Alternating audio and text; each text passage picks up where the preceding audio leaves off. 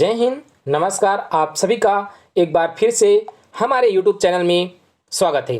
आज के इस वीडियो में छत्तीसगढ़ जीएस से जुड़े 50 प्रश्नों का अध्ययन हम करेंगे, जो कि सीजीपीएससी द्वारा पूछे गए प्रश्न हैं। इसमें छत्तीसगढ़ जनरल नॉलेज से 50 प्रश्न हैं और आपके लिए महत्वपूर्ण होने वाले हैं। ये जो क्वेश्चन हमने लिए हैं 50 प्रश्न, ये राज्य अभियंता परीक्षा सीजीपीएससी 2021 का ये क्वेश्चन पेपर है और जो इसका परीक्षा 2022 में लिया गया है। तो चलते हैं ये कैसे प्रश्न पूछे गए थे और क्या क्या प्रश्न है, इसका सही आंसर सीजीपीएससी द्वारा लिया क्या गया है, ये सारे प्रश्नों का जवाब आज आपको इस वीडियो में मिलेगा। ये जो क्वेश्चन पहला यहाँ पर आपकी स्क्रीन में दिख रहा है, ये क्वेश्चन है कि छत्तीसगढ़ी बोली लरिया किस राज्य की सीमा के करीब बोली जाती है। आपको 4 ऑप्शन दिया हुआ है, महाराष्ट्र, झारखंड, उड़ीसा, मध्य प्रदेश। तो सही आंसर क्या है, आप आंसर को किस तरह से कमेंट करेंगे। जैसे कि पहले का आंसर यहाँ पर है सी ऑप्शन, तो इस तरह से एक का सी लिख के आप कमेंट करेंगे तो आपको पता चल गया होगा पहले आप जो क्वेश्चन है इसका सही आंसर क्या है। चलते हैं दूसरा प्रश्न यहाँ पर आ चुका है, चिंकारा क्या है। तो चिंकारा क्या होता है। चिंकारा एक प्रकार का वाद्य यंत्र है। आपने देखा होगा गांव में चिंकारा बाबा आते हैं तो हम लोग देखे होंगे, वो चिंकारा में बजाता भी है। अभी फिलहाल हमारे ही घर में अभी आया था जस्ट, और उसके बाद ही हम ये वीडियो बना रहे हैं। तो इसका सही आंसर क्या हो जाता है, दूसरा का डी ऑप्शन सही हो गया। इसके बाद अगला प्रश्न यहाँ पर है कि सांटी नामक आभूषण शरीर के किस हिस्से में पहना जाता है। तो सांटी नामक आभूषण किस हिस्से में पहना जाता है, यहाँ पर 4 ऑप्शन दिया हुआ है, गला में, पैर में, कलाई में, बाह में। तो सही आंसर इसका क्या है, सही आंसर है इसका पैर में पहना जाता है, बी ऑप्शन सही है। इसके बाद अगला आ चुका है कि जर बुतान मुहावरे का अर्थ क्या है। तो जर बुतान मुहावरे का अर्थ 4 ऑप्शन दिया हुआ है, जैसे कि पहला ठंडा पड़ जाना, गुस्से का शांत होना, जीवन शक्ति का कमजोर होना, और चौथा ऑप्शन दिया हुआ है क्रोध के मारे जलना। तो इस क्वेश्चन का सही आंसर क्या है, आप कमेंट करेंगे। इसका सही आंसर है डी ऑप्शन, क्रोध के मारे जलना। इसके बाद अगला पूछ लिया गया है यहाँ पर प्रश्न, यहाँ पर थोड़ा सा जूम कर देता ताकि आपको सारे ऑप्शन दिख सके। 5वां प्रश्न है कि लोकसभा और राज्यसभा के चुनाव वयस्क मताधिकार के आधार पर होंगे, यह संविधान के किस अनुच्छेद में दिया हुआ है। जो 18 वर्ष कंप्लीट हो जाता है वो वोट डालने के अधिकार पा जाते हैं। तो इस चीज को भारतीय संविधान के किस अनुच्छेद में लिखा गया है, इसको पूछा हुआ है। तो ये लिखा हुआ है भारतीय संविधान के अनुच्छेद 326 में। तो सही आंसर क्या आ जाएगा, सी ऑप्शन। इसके बाद यहाँ पर आपकी स्क्रीन पर आ चुका है अगला प्रश्न, छत्तीसगढ़ का राज्य चिन्ह में क्या अंकित है। तो छत्तीसगढ़ के राज्य चिन्ह में अशोक स्तंभ अंकित है, डी ऑप्शन सही आंसर हो जाता है। इसमें ना वन भैंसा है, छत्तीसगढ़ का नक्शा है, ना राजीव मंदिर का शिखर, ये सब नहीं है।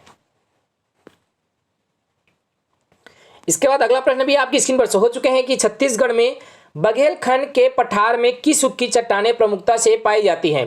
तो बघेलखंड के पठार में कौन से चट्टानें प्रमुख रूप से पाई जाती है, यहाँ पर जुरासिक युग की चट्टानें पाई जाती है, सी ऑप्शन इस क्वेश्चन का सही आंसर है। इसके बाद अगला प्रश्न भी आपकी स्क्रीन पर शो हो चुके हैं, ये प्रश्न आपको यहाँ पर दिख रहा है और ये प्रश्न क्या है, तो निम्न में से किस नदी का उद्गम स्थल छत्तीसगढ़ की सीमा से बाहर है। छत्तीसगढ़ के नदी टॉपिक से हमने एकदम डिटेल वीडियो बनाया है, आपको सारे वीडियो का लिंक नीचे डिस्क्रिप्शन बॉक्स में मिल जाएगा, जहां से आप सारे वीडियो का फुल एनालिसिस कर सकते हैं।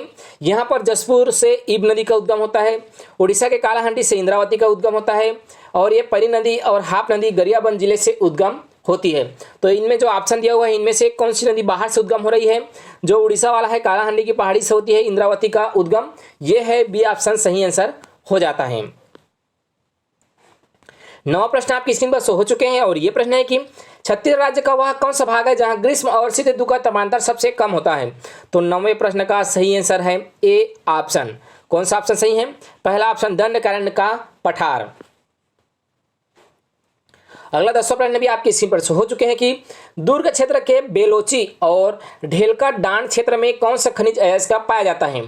तो ये जो क्षेत्र है दुर्ग क्षेत्र, यहाँ पर आपको सबसे पहले तो यह देखना है कि टीन जो है दुर्ग में नहीं पाया जाता, मैगजीन पाया जाता है, सीसा पाया जाता है और सीसा बॉक्साइट भी पाया जाता है। तो यहाँ पर जो डी ऑप्शन दिया हुआ है, ये जो बेलोची और ढेलका डांड क्षेत्र है, यहाँ पर सीसा खनिज अयस्क पाया जाता है।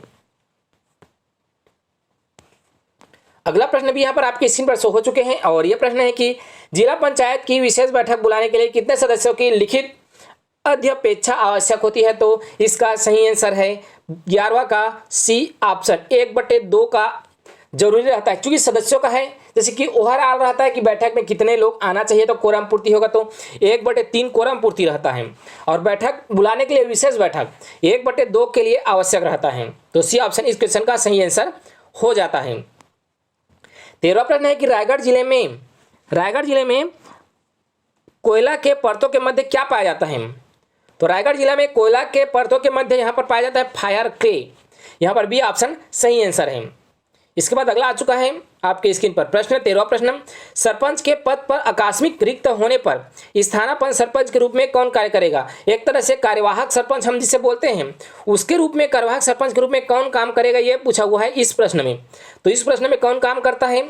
सदस्यों द्वारा चुना गया सदस्य ही सरपंच के रूप में काम करता है, अस्थायी रहता है और 6 माह के भीतर सरपंच का चुनाव कर लिया जाना रहता है।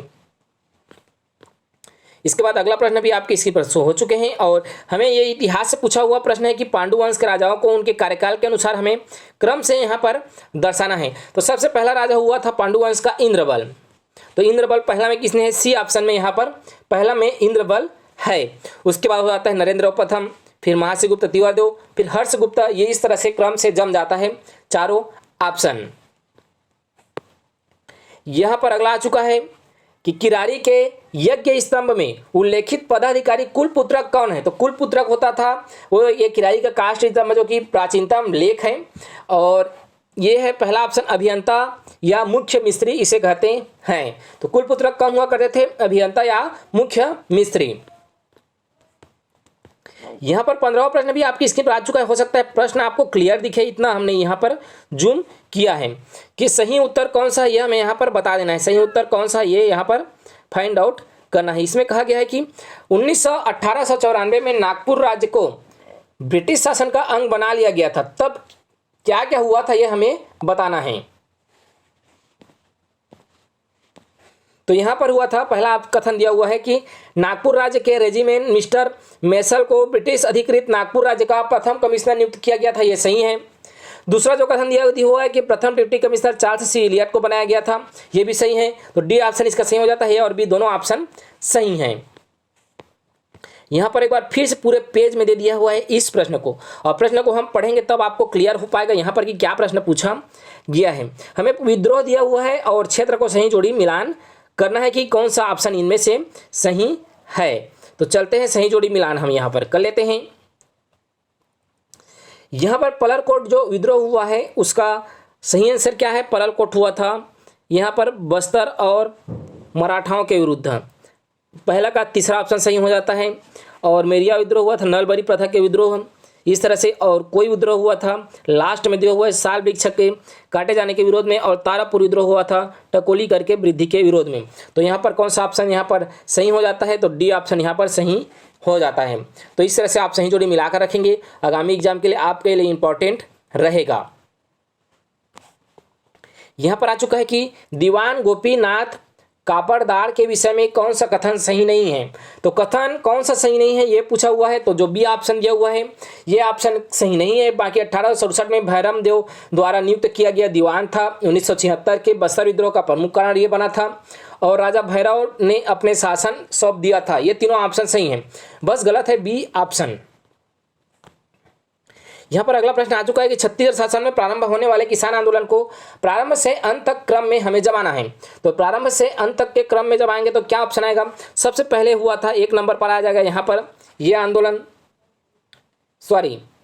यहाँ पर पहले नंबर पर कौन सा आंदोलन आएगा ये देख लेते हैं। तो पहले नंबर पर आ जाता है यहाँ पर सेवता ठाकुर द्वारा बेगार प्रथा के खिलाफ विद्रोह, ये पहला आ जाता है। फिर दूसरे में कंडेल नहर सत्याग्रह, फिर तीसरा में डोंडी लोहारा, फिर चौथा में आ जाता है कुसुम कसा में विराट किसान सभा। ये क्रम से जम जाता है। तो यहाँ पर बी ऑप्शन इस क्वेश्चन का सही आंसर हो जाता है। अगला आ चुका है 20वां प्रश्न, और यह प्रश्न है कि 1889 के कांग्रेस के बंबई अधिवेशन में छत्तीसगढ़ से एकमात्र प्रतिनिधि कौन थे? तो यह है डी ऑप्शन, रामचंद्र राव लाखे ने एकमात्र प्रतिनिधित्व किया था।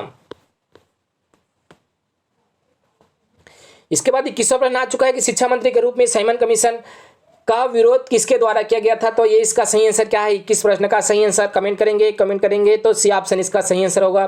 डॉक्टर इंजीनियर राघवेंद्र राव द्वारा विरोध किया गया था। शिक्षा मंत्री के रूप में वो कार्यरत थे और साइमन कमीशन जो कि 1927 में बना था और भारत 1928 में आया था। अगला प्रश्न आ चुका है 22वां प्रश्न कि छत्तीसगढ़ में 1942 के भारत छोड़ो आंदोलन के दौरान रायपुर में तिरंगा फहराने के अपराध में गिरफ्तार किया गया था। तो ये थे ठाकुर रामकृष्ण ठाकुर थे। पहला श्री राम कृष्ण ठाकुर। सी ऑप्शन इस क्वेश्चन का सही आंसर है। इसके बाद अगला आ चुका है कि फॉरेस्टर किसके समय छत्तीसगढ़ आया था? तो इसका सही आंसर है 23वें प्रश्न का ए ऑप्शन, फॉरेस्टर आया था महिपत राव दिनकर के समय। जब छत्तीसगढ़ में मराठा शासन चल रहा था तो व्यंकोजी भोसले हुए थे जिन्होंने सूबा शासन चालू किया था और सूबा शासन के तहत सूबेदार नियुक्त किया जाता था। तो महिपत राव दिनकर जब सूबेदार थे तो उसी समय फॉरेस्टर छत्तीसगढ़ की यात्रा पर आए थे। अगला प्रश्न है 24वां प्रश्न कि छत्तीसगढ़ राज्य में वर्ष 2019-20 में फसल क्षेत्र का सकल घरेलू उत्पाद में योगदान क्या था? तो इसका सही आंसर है डी ऑप्शन, 10.19% कृषि क्षेत्र का योगदान था। कृषि क्षेत्र को प्राथमिक क्षेत्र भी कहा जाता है और सबसे ज्यादा सेवा क्षेत्र का रहता है और जिसे हम तृतीयक क्षेत्र भी कहते हैं। 25वां प्रश्न भी आपकी स्क्रीन पर शो हो चुके हैं और यह प्रश्न है कि छत्तीसगढ़ की प्रमुख तिलहन फसल कौन सी है? तो प्रमुख तिलहन फसल कौन सी है? यहाँ पर प्रमुख तिलहन फसल है मूंगफली। डी ऑप्शन इसका सही आंसर है। अगला प्रश्न यहाँ पर आ चुका है 26वां प्रश्न कि छत्तीसगढ़ में किस जिले के वन को ढाब वन कहा जाता है? जैसे बस्तर में जो वन कहा जाता है तो बस्तर को साल वनों का द्वीप कहा जाता है। उसी प्रकार जसपुर में जो वन पाया जाता है उसे ढाब वन के नाम से जाना जाता है। सी ऑप्शन इस क्वेश्चन का सही आंसर है। अगला आ चुका है कि छत्तीसगढ़ में राजकीय टमाटर अनुसंधान केंद्र किस जिले में है? तो राजकीय टमाटर अनुसंधान केंद्र है जसपुर जिला में। और जैसे कि टमाटर अर्थात आलू अनुसंधान केंद्र मेन पार्ट में है तो टमाटर अनुसंधान केंद्र जसपुर में है। अगला प्रश्न भी आपकी स्क्रीन पर आ चुका है कि छत्तीसगढ़ राज्य का पहला बीयर संयंत्र किस जिले में स्थापित किया गया है? तो यह है बीयर संयंत्र दुर्ग में। सबसे शिक्षित जिला है दुर्ग, तो सबसे शिक्षित जिला दुर्ग में है तो दुर्ग में ही बीयर संयंत्र पहला खोला गया है। अगला प्रश्न भी यहाँ पर आ चुका है कि वनांचल के गांवों को स्वावलंबी बनाने वाली छत्तीसगढ़ राज्य की योजना का क्या नाम है? तो इस योजना का नाम है राजीव वन मितान योजना। ये ऑप्शन इस क्वेश्चन का बिल्कुल सही आंसर है। आपको हमने 29 प्रश्न करा लिए हैं। आपको कैसा लग रहा है इसको आप एक बार फीडबैक जरूर दें। अगर आपने हमारे यूट्यूब चैनल को अभी तक सब्सक्राइब नहीं किए होंगे तो सब्सक्राइब करें और आगे भी इसी तरह से आप सपोर्ट करते रहें। आप का अभी तक वीडियो देखने के लिए आपका दिल से धन्यवाद। चलते हैं आगे के वीडियो का भी, आगे के क्वेश्चन का भी हम अध्ययन करते हैं। यहाँ पर आ चुका है भारतीय संविधान से जुड़ा हुआ प्रश्न है कि किसी व्यक्ति को एक ही अपराध के लिए एक बार से अधिक अभियोजित अर्थात दंडित नहीं किया जा सकता। यह भारतीय संविधान के किस अनुच्छेद में है? तो यह भारतीय संविधान के भाग 3 में दिया हुआ है और भाग 3 में मौलिक अधिकार में दिया हुआ है। अनुच्छेद यहाँ पर अनुच्छेद 20 में दिया हुआ है। बी ऑप्शन इस क्वेश्चन का सही आंसर है। कौन सा ऑप्शन? B option. अगला है तेंदुपत्ता संग्राहक सामाजिक सुरक्षा योजना का नामकरण किसके नाम पर किया गया है? तो सामाजिक सुरक्षा योजना तेंदुपत्ता संग्राहकों के लिए लाया गया था और इस योजना का नाम दिया हुआ है ए ऑप्शन, शहीद महेंद्र कर्मा के नाम पर इस योजना का शुभारंभ किया गया है। अगला है राष्ट्रपति के विरुद्ध किस आधार पर महाभियोग लाया जा सकता है? तो भारतीय संविधान में प्रावधान किया गया है कि राष्ट्रपति के विरुद्ध अनुच्छेद 61 के तहत महाभियोग लाया जा सकता है और यहां पर दिया हुआ है डी ऑप्शन, संविधान का उल्लंघन होने पर उनके विरुद्ध महाभियोग लाया जा सकता है। डी ऑप्शन इस क्वेश्चन का सही आंसर है। इसके बाद आ चुका है 33वां प्रश्न की मतदान सूची तैयार करने के पश्चात मतदाता सूची में नाम जोड़ने दावा आपत्ति की सूचना किन कार्यालयों के सूचना पटल पर प्रदर्शित नहीं करना होता है? तो यहाँ पर जो ऑप्शन दिया हुआ है कहाँ पर प्रदर्शित नहीं करना रहता है, 4 ऑप्शन हम यहाँ पर देखते हैं। तो यहाँ पर जो दिया हुआ है आंसर है वो है डी ऑप्शन। यहाँ पर 3 जगह पर आपको प्रदर्शित करना रहता है सूचना। रजिस्ट्रेशन ऑफिसर संबंधित ग्राम पंचायत में, ग्राम पंचायत से संबंधित जनपद पंचायतों में, न कि राज्य के समस्त ग्राम पंचायत में और जनपद पंचायत में। तो डी ऑप्शन इस क्वेश्चन का सही आंसर है। इसके बाद आ जाता है कि छत्तीसगढ़ में प्रथम पंचायती राज चुनाव किस वर्ष आयोजित किया गया था? ये बहुत ही अच्छा प्रश्न है कि सबसे पहली बार छत्तीसगढ़ में पंचायती राज चुनाव किस वर्ष हुआ था? तो ये हुआ था जनवरी 2005 में। और पंचायती राज चुनाव 5 वर्ष के अंतराल में होता है, आप दोनों को जोड़कर रख सकते हैं। सबसे पहला हुआ था 2005 में और 5 वर्ष के अंतराल में ये चुनाव होते हैं। छत्तीसगढ़ राज्य में पंचायत चुनाव होता है तो वो राज्य, यहाँ पर देखते हैं क्वेश्चन को एक बार, किस पंचायत निर्वाचन नियम के अधीन छत्तीसगढ़ राज्य चुनाव आयोग पंचायत चुनाव की सूचना जारी करता है कि छत्तीसगढ़ राज्य में पंचायत चुनाव होने वाला है, इसकी जानकारी राज्य सूचना आयोग हमें देता है।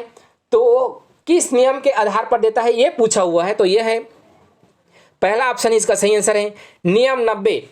छत्तीसगढ़ पंचायती निर्वाचन नियम 1995 के तहत वो सूचना जारी करता है। अगला प्रश्न भी आपकी स्क्रीन पर हो चुके हैं कि पंचायतों के कृत्यों पर पुनर्विचार के लिए वर्ष 1977 में किस समिति का गठन किया गया था? सबसे पहले आपको बता दें, जो 4 समिति दिया हुआ है, चारों का संबंध पंचायती राज से जुड़ा हुआ है।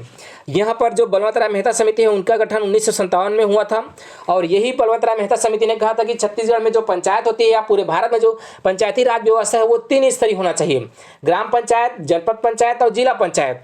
और इसके पुत्र थे अशोक मेहता जिनका गठन 1977 में किया गया था और इन्होंने कहा था 2 स्तरीय होना चाहिए और 1977 में पूछा हुआ है, तो इसका सही आंसर क्या आ जाएगा? बी ऑप्शन हो जाता है। यहाँ पर अगला 37वां प्रश्न भी आपकी स्क्रीन पर शो हो चुके हैं और बहुत ही छोटा इस तरह से आपको दिख रहा होगा और ये क्वेश्चन आपको सही नहीं दिख पाया तो हम सही जोड़ी मिलाकर यहाँ पर आपको बताएंगे ताकि आपको ये जो ऑप्शन दिया हुआ है ये पता चल सके कौन सा ऑप्शन सही होगा, वो भी हम यहाँ पर आपको बताएंगे। जिला पंचायत की समिति दिया हुआ है और उनके द्वारा संपादित किए जाने कृत्यों का भी वर्णन यहाँ पर किया गया है। तो यहाँ पर सही ऑप्शन क्या आएगा यह देख लेते हैं। पहले सबसे पहले हम यहाँ पर कृषि का देखते हैं, तो कृषि में क्या आ जाता है? कृषि समिति में यहाँ पर दिया हुआ है पहले का, सबसे पहले सही आंसर हम देख लेते हैं। तो सही आंसर यहाँ पर डी ऑप्शन लिया हुआ है और डी ऑप्शन लिया हुआ है इसलिए कृषि में आ जाता है उद्योग और दूसरा का पहला इस तरह से यहाँ पर क्रॉस कर दिया गया है, फिर तीसरा का तीसरा या चौथा का चौथा ही है, इस तरह से ये मिलान हम कर लिए हैं।